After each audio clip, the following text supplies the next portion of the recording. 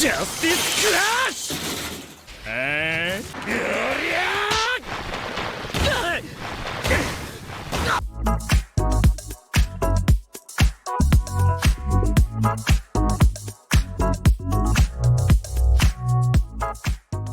So, it's time to revisit the GTX 950, and looking back at my previous one from last year, I probably put too many Senator Armstrong memes in it.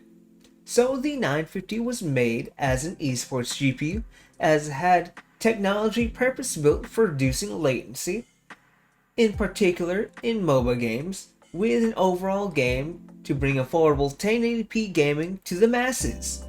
At the time, this card could perform and can get you decent results. But how well will it do in 2023?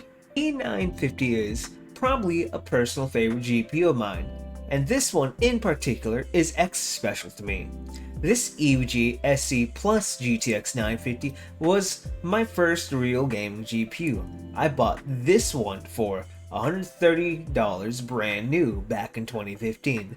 Though if you're buying this card here in 2023, I recommend $45 and under. Anything over $50 is too much. I'm so glad to have this bad boy back, but at this point, I've nearly bought every EVGA GTX 950. I currently have the SC, SC Plus, and the For the Win, and my brother currently has the SSC version I gave to him. Anyway, once again, let's do the basics. The 950 was paper launched back in August 2015 with an MSRP of 160 USD. It has a 6-pin power connector, so this bad boy sucks up to 90 watts as its TDP, and sometimes you can find a 70 watt version of this card. It has 768 CUDA cores, 48 texture units, a core clock of 1024 MHz with a boost of 1188 MHz, and a memory clock of 1653 MHz. And this card only comes with 2 gigs of VRAM. Like always, we'll be testing this card on 2023's budget bench, the MSI Mag B550 Gaming Plus motherboard with a Ryzen 5 5600 with 16 gigs of 3200 MHz.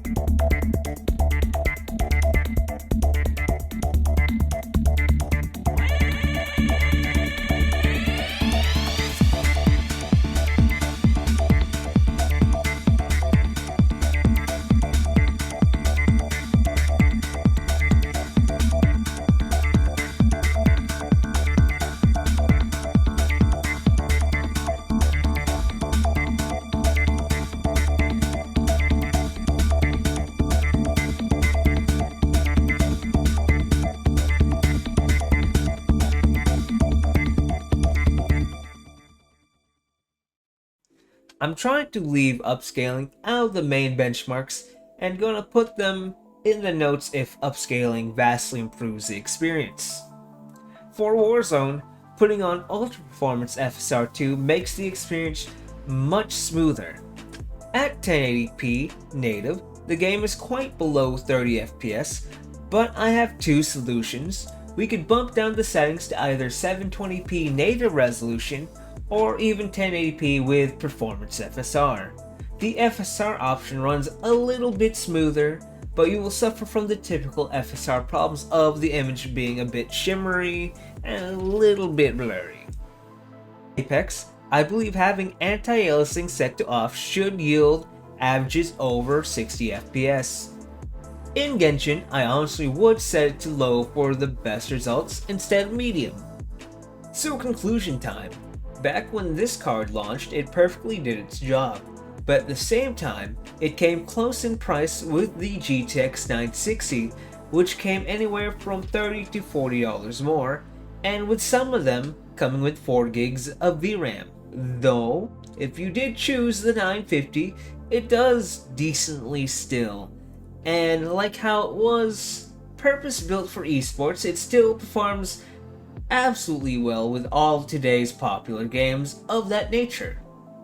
It'll launch every game out there, and with some sacrifices, you can get a good chunk of AAA titles to at least run at 30 FPS.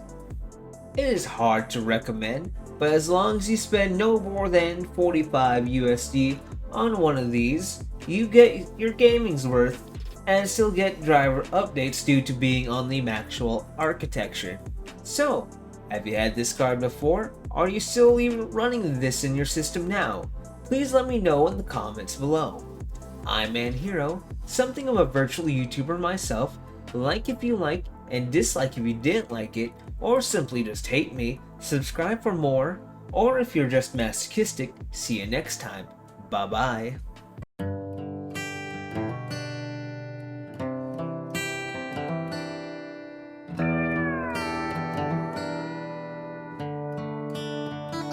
I put the need 4Gs on the G. I trap until the bloody bottoms is underneath. Cause all my homies got it out the street.